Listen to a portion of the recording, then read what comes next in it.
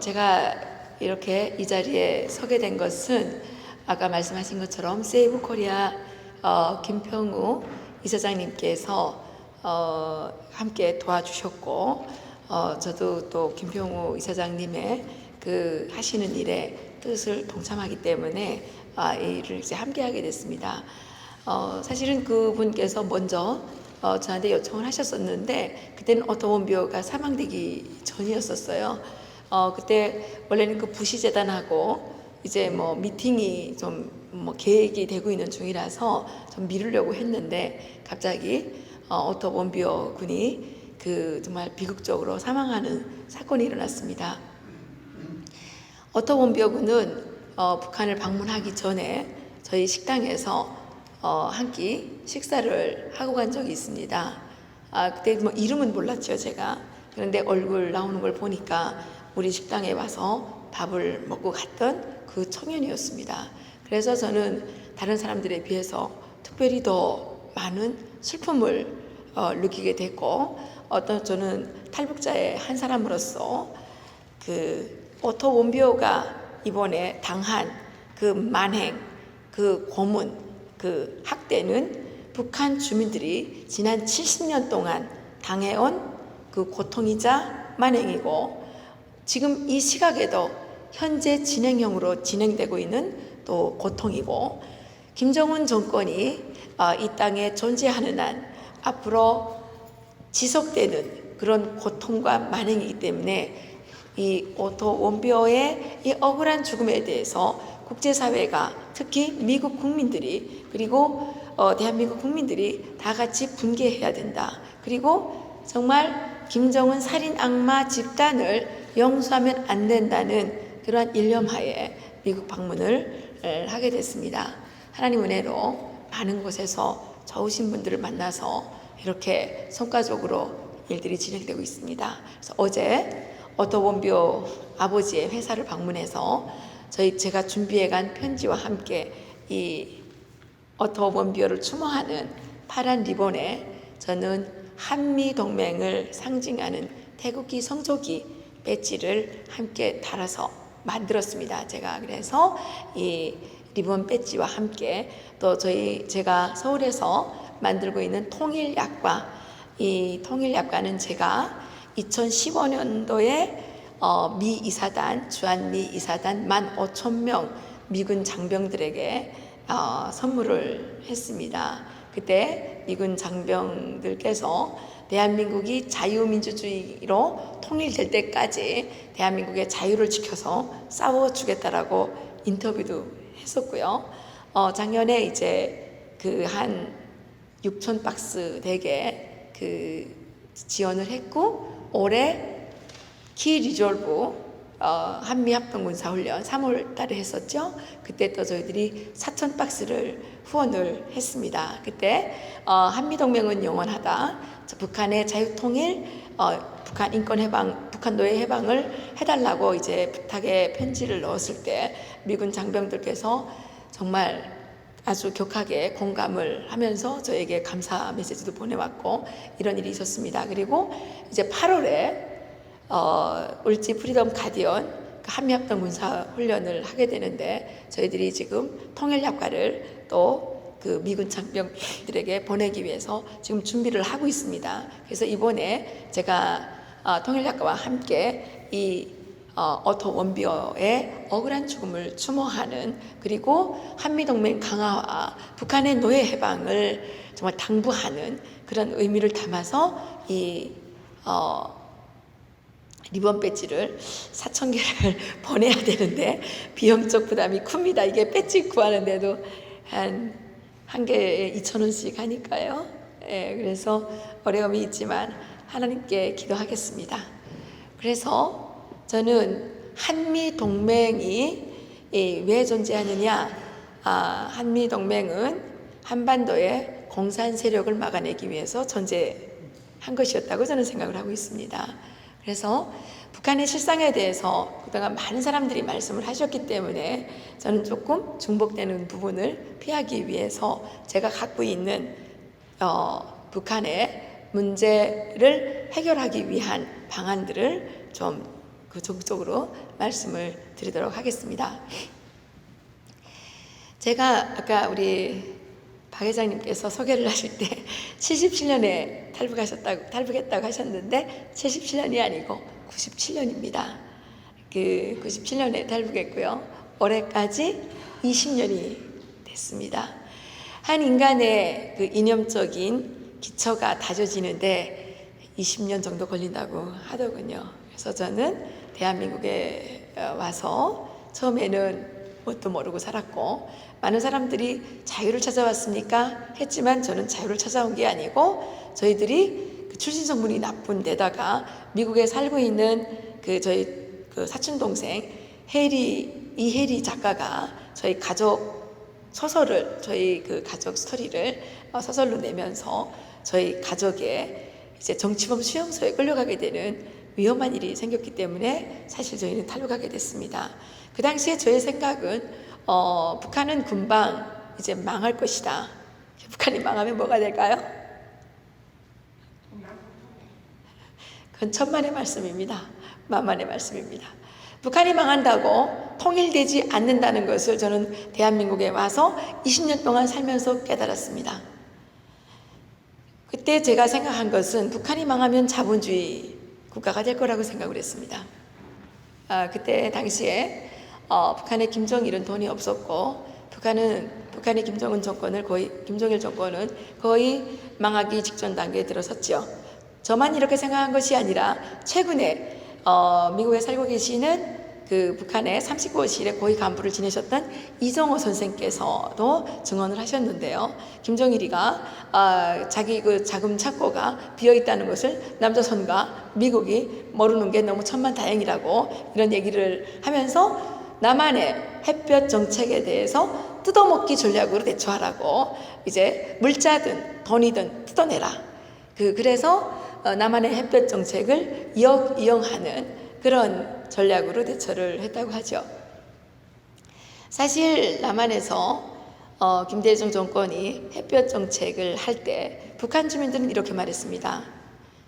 조선은 태양이 너무 많다. 하늘에 있는 태양과 20세기 태양 김일성 태양과 21세기 태양 김정일 태양, 그럼 태양이 몇 개입니까? 3개죠. 예, 태양이 너무 많아서 농사도 안 되고 풀도 말라 죽고 너무 뜨거워 죽겠는데, 남조선에서는 왜 햇볕까지 보내가지고 우리를 더 뜨겁게 하느냐, 이렇게 절규를 했습니다. 대한민국 국민들은 자신들이 보내는 쌀과 돈이 북한 주민들에게 이용이 될 것이라고 착각했지만, 그 쌀과 그 현금은 대한민국을 위한, 대한민국 국민들을 죽이기 위한 핵으로 개발이 됐습니다. 그리고 사실상 지금 대한민국에 3만 명의 탈북자들이 와서 살고 있는데, 이 3만 명의 탈북자들은 대한민국이 통일정책을 잘해서, 대북 정책을 잘해서 생긴 것이 아니고요. 저는 하나님께서 해주셨다고 생각을 하는데, 북한의 배급제도가 마비가 되면서 노예를 다스리는 그 틀에 이 균열이 생겼기 때문에 북한 주민들에게 배급제의 붕괴와 함께 일말의 자유가 생긴 겁니다. 그 일말의 그 자유에 의해서 지금 3만 명의 탈북자들이 대한민국에 와서 드디어 자유를 알게 됐습니다. 저 역시 똑같습니다. 저는 베트남 대사관에 들어갔을 때, 베트남에 있는 한국 대사관에 들어갔을 때 담당하신 참사관님께서 자유를 찾아오셨습니까? 그래서 저는 너무 어색하고 너무 뻘쭘하고, 제가 뭐 자유가 뭔지 알아야 찾아올 거 아닙니까? 한 번도 자유를 누려본 적이 없는데 무슨 자유를 찾아옵니까? 저는 출신 성분이 나쁘기 때문에 그 74년도 9월 2일에 저녁을 먹다가 북한의 국가보위부에서 강제로 산간오지로 추방이 돼서, 거기서 이제 정말 노예 중에서도 가장 정말 처참한 노예의 삶을 살다가 또다시 정치범 수용소에 끌려갈 것이 걱정이 돼서, 저는 탈북하게 됐습니다. 제가 탈북할 때 저희 아들이 4개월이었습니다. 생후 4개월 된 아이를 업고 압록강물에 뛰어든다는 것은 미치지 않으면 할 수 없는 일인데, 저는 그만큼 우리 아들이 정말 태어났다는 죄밖에 없는데 정치범 수용소에 끌려가서 짐승보다 더 비참한 삶을 살게 될 것이 걱정스럽기 때문에 저는 그 탈북을 감행했습니다. 탈북을 해서 대한민국에 와서 살면서 진정으로 자유의 가치가 얼마나 인간에게 있어서 소중한 가치인지를 깨닫게 됐고, 지금은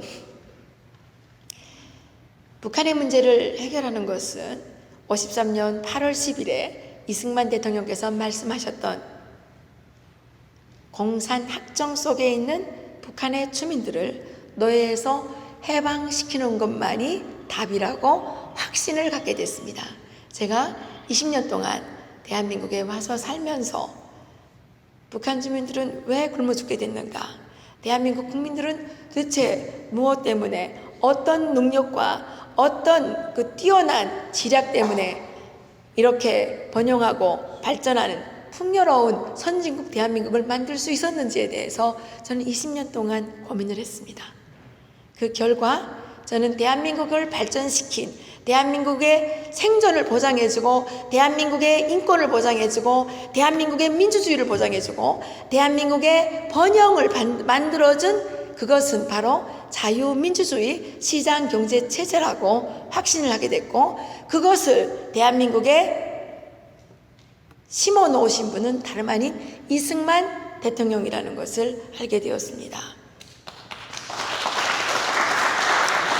그래서 저는 한반도에 있어서 통일이라는 것은 북한 땅에 공산 왕조 세습 독재 정권을 제거해버리고 북한 주민들에게 자유민주주의 시장경제 체제를 선물로 주는 것, 그래서 한반도에서 자유를 완성시키는 것, 한반도에서 자유민주주의 시장경제 체제를 완전하게 정착시키는 것이 올바른 통일 정책이자 통일 방안이라고 저는 확신을 하게 되었습니다.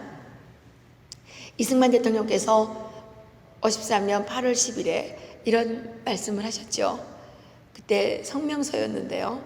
공산 학정 속에 당분간 남아있게 되는 북한의 동포들에게 나는 이렇게 외치는 바입니다. 절대로 절망하지 마시오. 우리는 당신들을 잊지 않을 것이며 포기하지 않을 것입니다. 우리의 잃어버린 이북 오도와 불쌍한 북한의 동포들을 구출하기 위한 우리들의 근본 목표는 과거와 마찬가지로 장래에도 그대로 남아 있습니다. 이렇게 말씀하셨습니다. 그런 그분은 돌아가셨습니다. 그런데 대한민국에서 이승만 대통령은 친일파로 오해를 받고 있고 독재자로 능욕을 당하고 있습니다. 그래서 대한민국은 그분의 유업을 잃어버렸습니다. 그분의 유언을 새까맣게 잊고 있습니다. 그렇기 때문에 대한민국의 통일 정책은 그동안 너무너무 잘못되어 있었습니다. 저는 대한민국에 처음에 왔을 때 통일 관련자들, 통일학자들, 통일 전문가들을 만날 때마다 느끼는 감정이, 이분들은 통일되면 일자리를 잃어버리니까 통일을 싫어하는구나, 이런 것을 느꼈습니다. 근데 맞지 않습니까? 그 사람들이 내놓은 통일 정책대로 통일이 과연 이루어지겠습니까? 햇볕 정책을 하면서 정부는 통일 비용 문제를 얘기했죠. 북한에 돈을 퍼주기 위한 조건으로서 통일 비용을 얘기했습니다. 북한의 산업화가, 산업시설들이 다 마비가 됐기 때문에, 그건 맞는 말입니다. 다 마비가 됐습니다. 저희 기술자들이, 지식인들이 북한에서 90년대 이후에 무슨 얘기를 했냐면, 만약 경우에 배급제의 그 어떤 체제가 복원된다고 하더라도 북한은 전쟁을 겪었을 때보다 더 많은 대가를 치러야 된다. 왜냐? 전쟁 때에는 다 폭격을 했기 때문에 산업시설이 다 파괴돼서 그냥 그 쓰레기를 드러내고 새로 건설을 하면 됐었지만, 지금은 북한의 산업시설이 다 썩었기 때문에 그것을 폭파시켜서 제거해야 되기 때문에 한 가지 과정이 더 있어서 더 어려울 것이다. 이것이 북한 지식인들, 북한의 기술자들의 진단이었습니다. 그런데 대한민국의 통일 전문가들, 통일학자들이 북한과의 대화를 통해서 북한의 경제 발전을 먼저 이뤄내고 그러기 위해서 남북 교류를 강화하고 북한의 경제 협력을 통해서 북한의 대북 지원을 통해서 북한의 선경제 발전 후 정치 체제 교체를 외쳤죠. 가능하겠습니까? 가능할까요? 45년도에 해방될 때 북한은 남한보다 4배 잘 살았죠. 모든 전기는 북한에서 96%의 전기는 북한에서 생산이 됐고 모든 산업시설들은 북한에 밀집되어 있었습니다. 그런데 지금 북한은 전기가 없어서 전기불이 실만 보입니다. 실만. 이거지 저거보다 더 연하게 보입니다. 전기 없습니다. 북한은 지금 남한보다 70배 못 사는 지역으로 전락이 됐습니다. 왜일까요? 북한은 공산 왕조 체제를 선택을 했고 대한민국은 개인의 자유권과 사적 재산권을 보호해주는 자유민주주의 시장경제 체제를 선택했기 때문에 두 체제의 결과가 그렇게 나타난 겁니다. 그런데 대한민국에서 북한의 경제 지원을 한다고 북한의 경제가 발전할까요? 천만의 말씀, 만만의 말씀입니다. 그동안 10년 동안 남한에서 북한에 묻지마 퍼주기를 했지만 북한의 경제 상황은 하나도 나아진 게 없습니다. 그런데 통일학자들은 통일을 비용으로 계산을 하더라고요. 통일 비용. 통일 비용을 통일도 편익으로 바꿔서 얘기를 하고요. 그게 2011년이었나요? 11년인가 10년인가 이때로 생각이 되는데 그때 KBS에서 통일 대토론을 했습니다. 통일학자들이 나와서 이렇게 얘기를 하더라고요. 토론을 하는데 북한에 지하자원이 몇천조 원어치가 있다. 북한의 땅값은 수천조 원어치가 된다. 북한의 노동력은 싸구려다. 그래서 북한을 우리가 통일을 하게 되면 북한의 지하자원을 판에서 팔아먹으면 더 많은 이득을 취할 수 있다. 그리고 북한의 싸구려 노동력을 이용해서 물건을 만들어 팔면 우리는 더 많은 이득을 취할 수 있다. 그 방송을 보고 있는 북한 주민들이 만일 그 방송을 봤다면 뭐라고 생각을 할까요? 바꿔놓고 생각해 보십시오. 남조선은 북한을 침략하려고 하는구나. 자기들의 이해관계를 위해서. 그렇게 생각하지 않겠습니까? 그리고 남조선은 북한 주민들을 노예로 부려먹으려고 하는구나. 이렇게 생각하지 않겠습니까? 그런 통일이 과연 이루어지겠습니까? 저는 20년 동안 어떤 방법으로 통일을 해야 되느냐 수없이 고민을 했고 끊임없이 연구했습니다. 제가 이화여대에서 식품영양학을 공부하게 됐는데 사실 지금 현재 북한에서 가장 심각한 문제는 영양실조입니다. 1996년, 94년부터 96년까지 300만 명이 굶어 죽었습니다. 이건 제가 지어낸 말이 아니고요. 제가 북한에 있을 때 삼성 장군, 3스타 장군을 만날 기회가 있었는데 그 사람이 저한테 직접 이야기한 겁니다. 3년 사이에 전쟁 때보다 6.25 전쟁 때보다 더 많이 죽었다. 6.25 전쟁 때 제가 보니까 남북한이 합해서 한 200만 명 정도 사망이 됐더라고요. 인구의 12%, 그 당시에 북한의 인구가 2,500만이라고 했는데 인구의 12%, 300만 명이 굶어 죽었다는 겁니다. 그리고 그 가운데는 50만 명의 노동당원도 포함되어 있었습니다. 유엔이 발표하죠. 북한의 영양실조가 뭐 어느 정도 있다고 발표하는데, 제가 바라보기에 북한의 75% 이상이 영양실조입니다. 그 중에서 심각한 영양실조에 걸린 사람들이 35% 정도 됩니다. 그래서 저는 이화여대에서 식품영양학을 공부해서 북한의 영양 문제를 해결해야 되겠다라고 야심찬 포부를 가지고 공부를 했습니다. 공부한 결과 영양학으로는 북한의 영양 문제를 해결할 수 없다라는 결론을 얻었습니다. 그래서 지금은 명지대학교에서 경제학 박사과정 5학기째 공부하고 있었습니다. 북한의 경제 문제를 해결하기 위해서는 가장 중요하게 북한의 정치 체제를 바꿔야 됩니다. 북한의 정치 체제를 바꾸지 않고서는 북한의 어떤 문제도 해결할 수 없다는 것이 제가 그동안 고민하고 연구한 결과입니다.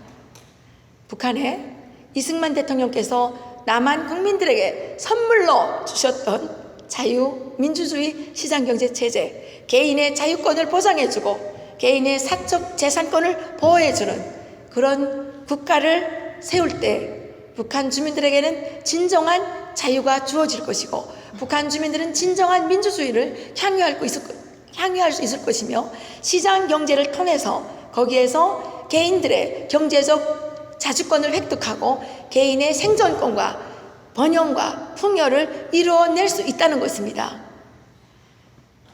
저는 처음에 한국에 왔을 때 한국이 너무 잘 살더라고요. 그래서 저희들이 너무 무식하고 너무 게으르고 너무 능력이 없어서 굶어 죽게 된 줄 알고 차마 대학교를 졸업했다는 말도 하기가 부끄러웠습니다. 그런데 나중에 알고 보니까 저희들의 IQ가 그렇게 많이 차이 납니까? 홍콩 107, 한국 106, 북한 105. IQ 하나의 차이로 그렇게 심각한 그 차이를 만들어낼 수는 없지 않겠습니까? 그리고 많은 사람들이, 남한 사람들이 열심히 일해서 풍요로운 나라를 만들었다고 하는데 동의합니다. 열심히 일했죠. 북한 사람들은 매일 먹고 놀았겠습니까? 저희들은 대학교 때 방학도 일주일밖에 못합니다. 한국의 대학생들은 방학이 5개월이더라고요. 저희들은 대학교 때 5개월 동안 농촌에 나가서 농사를 지었습니다. 그리고 저희들은 페이를 주지 않지만 엄청난 일들을 했습니다. 저도 발전소 건설, 철도 공사장, 케이블 공사장 안 해본 일 없습니다. 집 지어봤고요. 북한의 대학생들은 학교에 어떤 건물 짓는 일이 있으면 나라에서 지어주는 것이 아니라 자체로 블로크 찍고 미장하고 자체로 다 그 자재를 조달해서 자체를 줘야 됩니다. 북한의 타가소 아이들은 말을 못하기 때문에 매일마다 여기다 써서 보냅니다. 내일은 페인트 가져와라, 시멘트 가져와라, 무슨 휘발유 가져와라, 신나 가져와라. 학교의 모든 이 관리는 다 학생들의 몫이고 나라에서 해주지 않습니다. 다 이 햇가르치를 다 본인들이 합니다. 그래서 햇가르치를 한번 하고 나면 이 손에 10손가락에 구멍이 펑펑펑펑 뚫리지요. 저는 초등학교 4학년 때 우리가 쫓겨나니까 산골에 가니까 11살이죠. 11살 때부터 고사리 뜯으러 갔습니다. 토끼 풀 뜯으러 가서 토끼 가죽을 한 해에 10장씩 내야 됐고요. 고사리를 뜯어서 맞춰야 되고, 가을에는 약초를 껴서 맞춰야 되고, 공부 못했습니다. 공부 못하고 하루 종일 산판을 헤매면서 새벽 6시에 일어나서 산에 올라가서 하루 종일 약초 깨고 하루 종일 고사리 뜯어서 나라에 바쳤습니다. 그렇게 해마다 33년 동안 사는 동안 해마다 했습니다. 저희들이 놀았습니까? 한국 사람들보다 훨씬 열심히 일했다고 생각합니다. 저희들의 노동의 대가가 어디를 갔습니까? 그런데 저희는 굶어 죽는 나라가 되었습니다. 96년 11월 16일에 무산역전에서 굶어 죽는 아이를 봤습니다. 11살 난 남자아이인데 운명을 하고 있었습니다. 어른들이 너무 불쌍해서 입에다가 음식을 사다가 떠넣어주는데 씹지를 못하더군요. 그래서 그 아이는 그 자리에서 굶어 죽었습니다. 그런데 그러한 아이들이 오늘 죽을지 내일 죽을지 모레 죽을지 모를 아이들이 5, 60명이 그 무산역전에 있었습니다.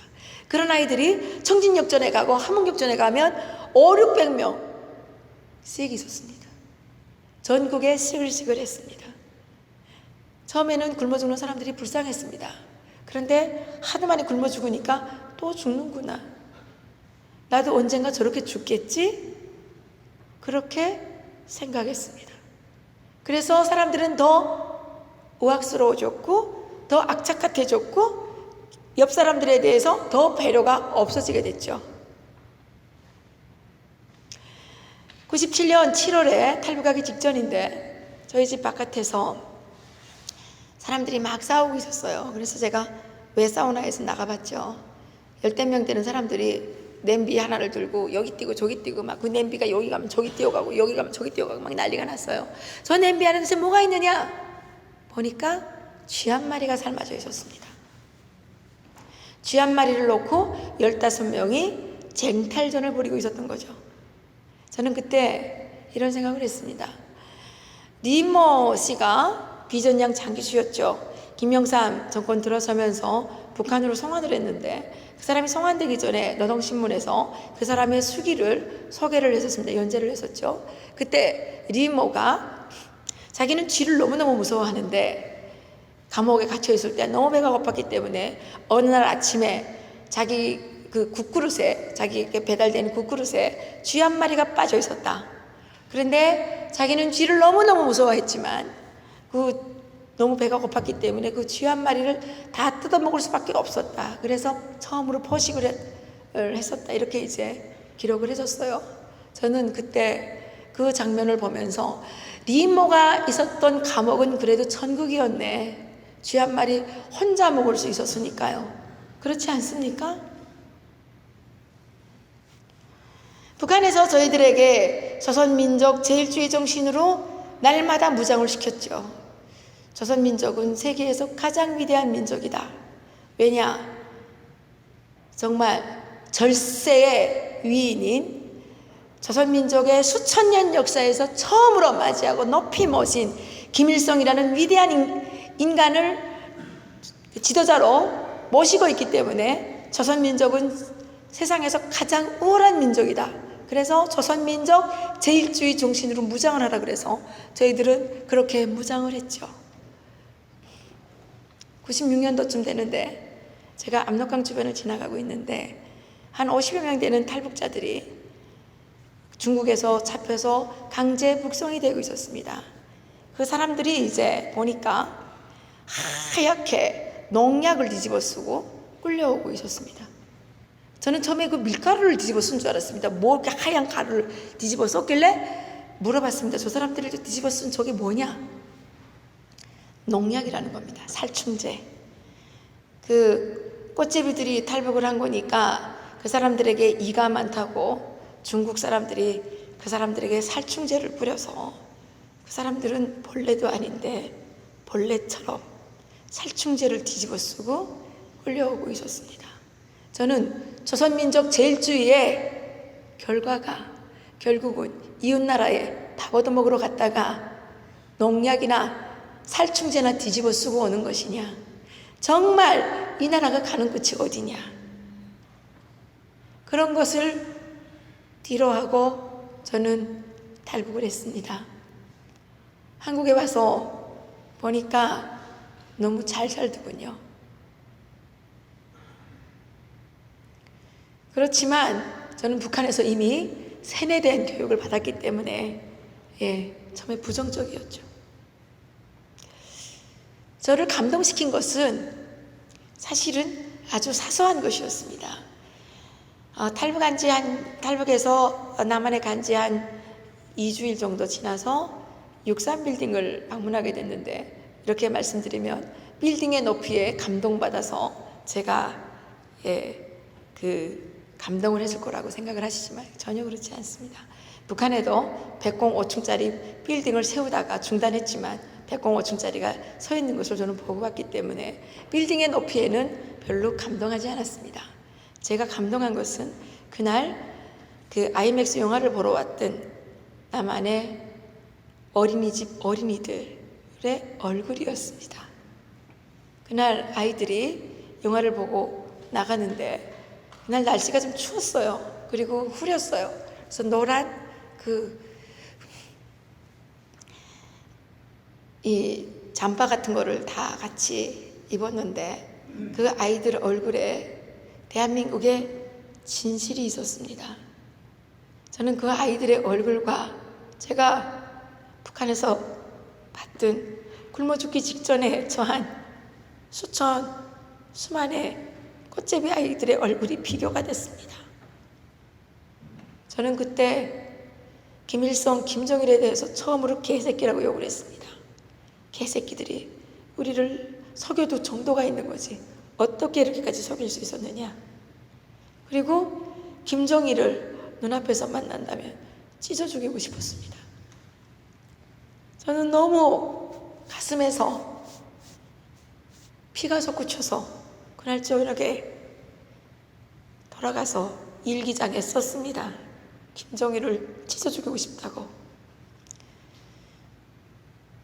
그리고 살면서 보니까 대한민국을 발전시킨 것이 결국은 자유민주주의 시장경제 체제라는 걸 알게 됐고, 그것을 만드신 분이 이승만 대통령이라는 것을 깨닫게 됐고, 이승만 대통령의 독립정신을 읽으면서 그분께서 독립정신을 주셨던 1904년도 그때의 상황이 현재의 북한의 현실이라는 것을 알게 되면서 북한의 문제를 해결하는 것은 결코 통일 비용이나 남북한 간의 화목한 대화나 활발한 남북 교류가 아니라 우리가 아주 싸구려 동정심에서 출발해서 북한에 묻지마로 국민의 혈세를 퍼주는 지원이 아니라 북한의 김정은 살인 악마 집단을 제거하고 그 땅에 자유민주주의 시장경제 체제를 세워줌으로써 북한 주민들에게도 하나님께서 부여하신 천부의 인권, 개인의 자유권을 보장해주고 북한 주민들이 열심히 일하면 그 열심히 일한 대가를 국가가 보호해주는 헌법을 개정하는 데 있다는 것을 저는 확신하게 되었습니다.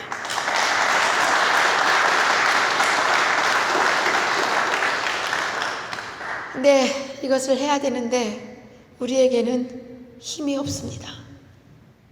그래서 저는 미국 정부가 협조해 주기를 간절하게 원하고 있습니다. 1945년도에 해방이 된 후에 미국이 한반도에 또 진주하면서 이승만 대통령께서 자유민주주의 시장경제 체제를 세울 수 있도록 도와주고 50년도에 김일성이 공산적화 통일을 하기 위해서 6.25 전쟁을 일으켰을 때 미국이 대한민국의 자유민주주의를 지켜서 싸워주지 않았습니까? 이제 남한은 그동안의 끈질긴 김일성, 김정일, 김정은의 대남 적화 통일 전략에 의해서 스스로 공산화가 되어가고 있는 이 정말 암담한 현실에서 미국이 다시 한번 한반도의 공산화를 막아주기를 저는 간절히 바라고 있습니다. 그러기 위해서 제가 한국에서 진행하고 있는 프로젝트는 김정은을 암살하기 위한 1억 달러 모금을 하는 것입니다.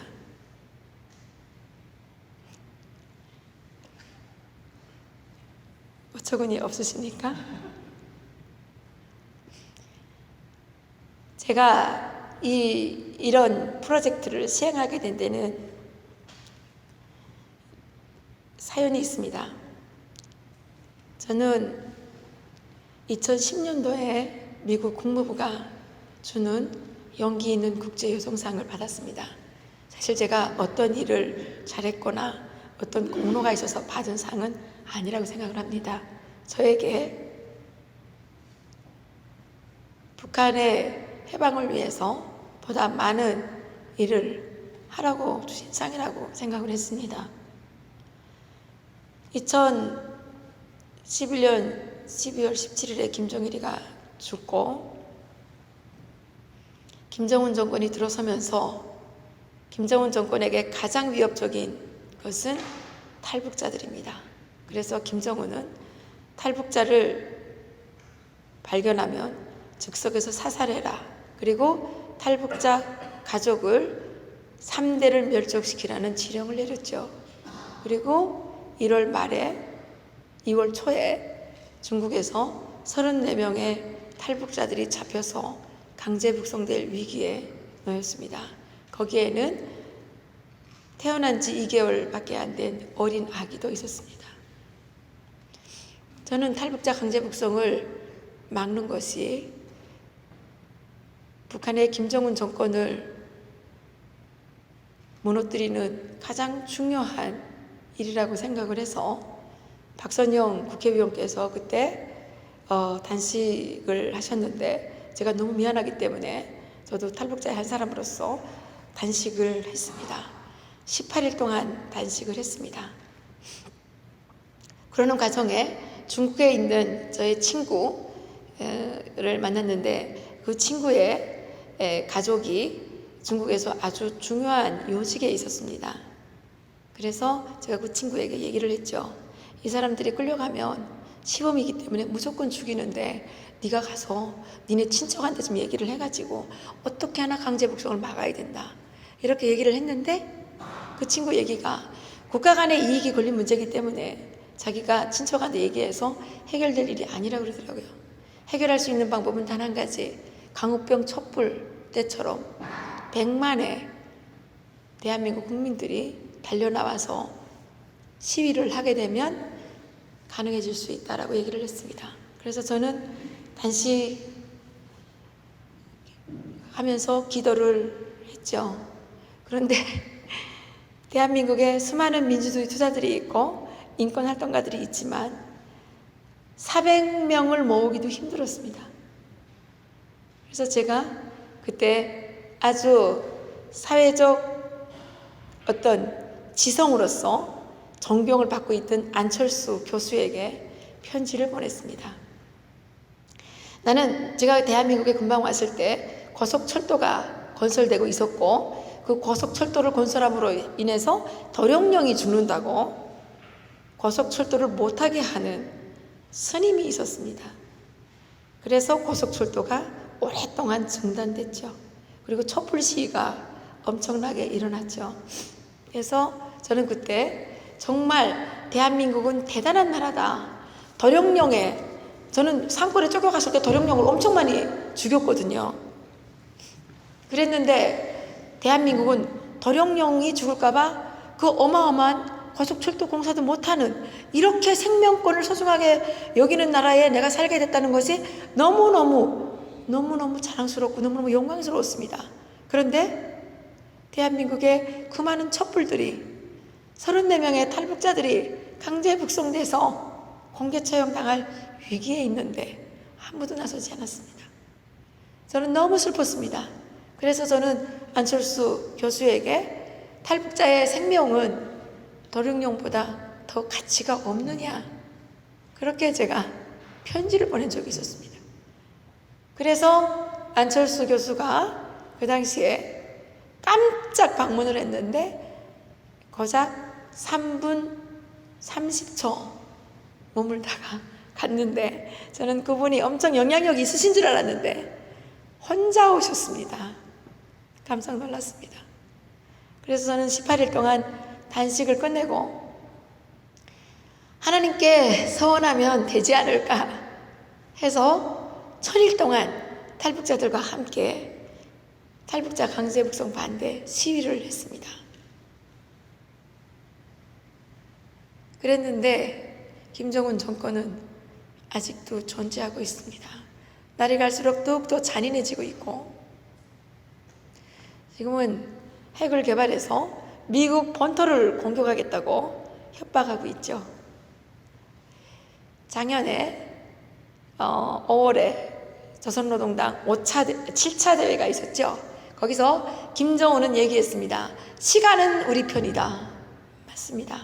시간은 김정은의 편입니다. 시간이 흐르면 흐를수록 김정은의 핵은 더욱더 완성될 것이고 북한의 핵은 더욱더 늘어날 것이고 북한은 ICBM을 더 성능 높게 개발해서 미국의 펜타곤을 공격할지 백악관을 공격할지 할 수가 없습니다. 인정은 함정이라는 것을 살면서 깨닫게 됐습니다. 공산주의자들은 야만이라고 생각을 합니다. 공산주의자들에게는 인간다운 면모가 없습니다. 그들은 깡패고 그들은 사기꾼들이고 그들은 도둑놈들입니다. 그렇기 때문에 그런 자들과는 협상이 가능하지 않습니다. 이제 미국의 민주주의는 북한과 중국의 공산 세력에 의해서 저는 심대하게 위협을 받고 있다고 저는 느끼고 있습니다. 사실 박근혜 대통령을 탄핵시킨 촛불 그 세력은 국제 공산주의 세력이 협력해서 만들어낸 것입니다. 그 촛불 집회에 일본 공산주의자들이 공산당들이 참여했고요. 중국의 유학생들이 6만 명 이상 참가했다는 증언들이 있습니다. 그리고 제가 촛불 집회장에 가보니까 거기에서는 체게바라의 공산 쿠데타를 해야 된다는 피켓들을 들고 대학생들이 엄청 많이 몰려다니고 있었고요. 사회주의가 답이다. 자본주의가 문제다.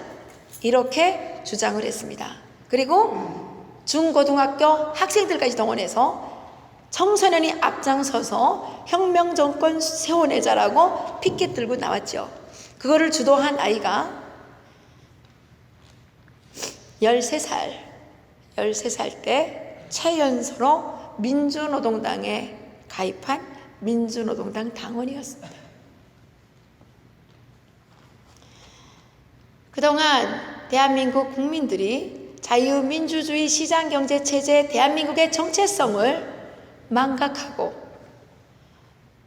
대한민국의 자유민주주의 시장경제체제를 뒤집어 엎으려고 하는 반체제 세력에게 굴복하고 협력하다 보니까 대한민국의 체제가 지금 위기에 빠진 겁니다. 더 이상 조금만 더 시간을 벌면 대한민국에서 자유민주주의를 읊조리는 것은 사치가 되지 않을까 이렇게 생각을 합니다.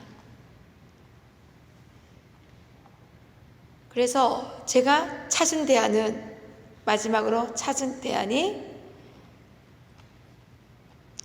김정은 집단을 암살해야 된다. 누구에 의해서? 북한에 있는 김정은 축군에 의해서.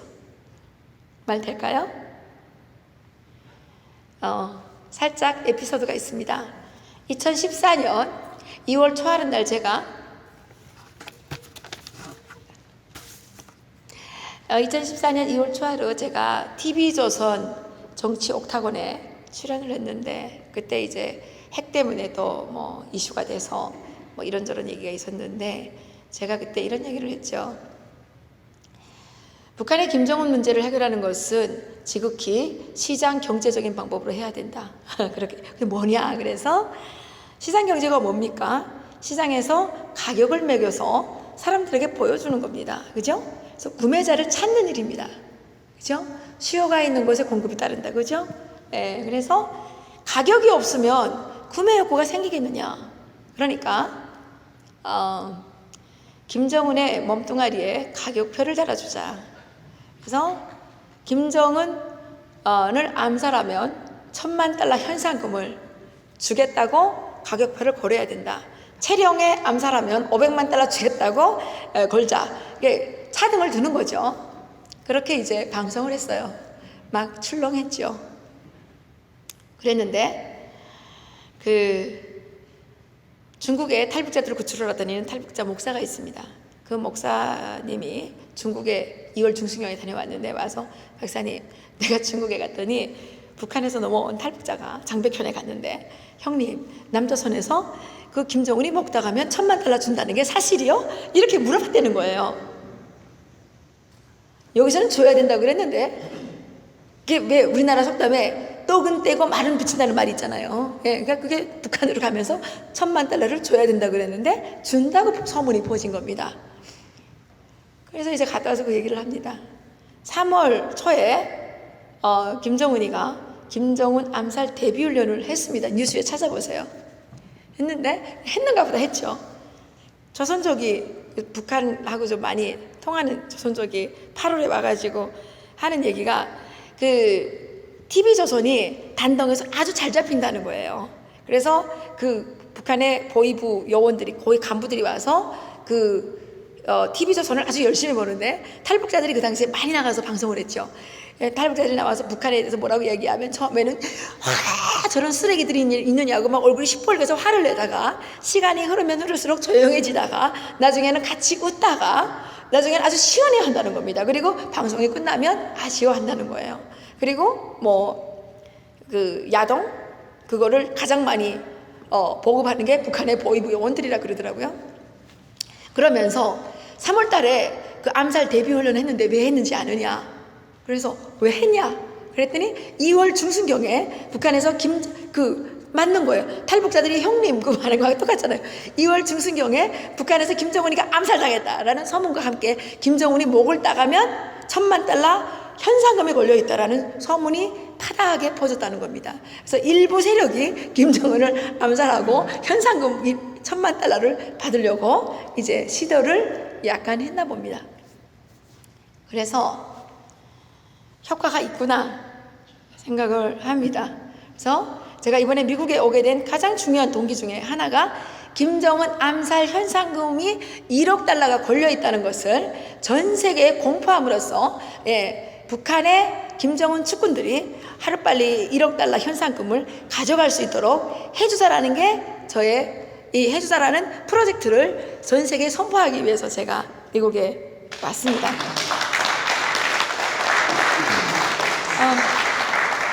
여러분 생각해 보십시오. 오토 원비어, 정말 잘생기고 정말 건강하고 정말 유능했던 그 능력 있던 젊은이가 김정은 살인악마 집단에 의해서 살해됐습니다. 미국 국민들이 분노해야 된다고 생각합니다. 미국 국민들이 여기에 대해서 분노하지 않고 김정은을 응징하지 않는다면 지구상에서 미국의 가치는 사라진다고 생각을 합니다. 그리고 중국을 비롯한 공산 세력은 미국을 우습게 생각하고 앞으로 미국을 위협할 수도 있을 것입니다. 지금은 공산주의 악마와 자유민주주의와의 마지막 싸움이라고 저는 생각을 하고 있고, 그러한 싸움에서 김정은 살인악마 집단을 암살해서 제거해버리는 것이 가장 효율적이고 가장 평화적인 방법으로 이 문제를 해결할 수 있는 해결의 열쇠라고 저는 확신하기 때문에 여러분들에게 간곡히 제안합니다. 북한의 김정은 측근들이 이 김정은 암살 미션을 수행할 수 있도록 우리 모두가 민주주의적인 방법을 다 총동원해서 돈 모아야 되겠죠? 그죠? 돈통을 보여줘야지 감동받을 거 아닙니까? 옛날에는 그냥 말만 했는데도 됐는데 이제 돈통을 끊임없이 흔들어서 김정은 체제가 무너지는 소리가 들릴 수 있도록 해야 된다고 생각을 합니다. 그리고 많은 사람들이 이렇게 얘기합니다. 김정은이 암살당하면 또 들어서는 거 아니냐? 김정은이 암살당했을 때 또다시 공산 세력이 북한 체제를 점령하게 하면 안 되겠죠. 그래서 저희 탈북자들이 앞장서서 북한의 자유민주주의 시장경제 체제를 세우기 위해서 헌신해야 되고 싸워야 된다고 생각을 합니다. 미국 정부는 탈북자들을 앞장 세워서 북한에 주둔을 할 수 있다고 생각을 합니다. 왜냐? 저희들은 북한의 노예를 해방하기 위해서 하나님께서 먼저 파견하신 사람들이기 때문에 저희들에게는 당연히 북한의 노예를 해방해야 될 사명이 있고 의무가 있다고 저희들은 생각합니다. 그리고 트럼프 대통령께서는 작년에 전당대회 때 북한 주민들은 김정은의 노예라고 얘기를 했고 북한의 노예 해방을 하겠다고 약속한 것으로 알고 있습니다. 그래서 저희들은 트럼프 대통령을 도와서 저희 탈북자들이 앞장서서 북한의 살인 악마 노예 정권을 청산하고 북한 땅에 자유민주주의 시장경제 체제를 세움으로써 한반도의 평화는 물론이고 전 세계 인류의 평화와 생명권을 지켜낼 수 있기를 간절히 바라면서 시간이 다 됐다고 해서 마치겠습니다. 감사합니다.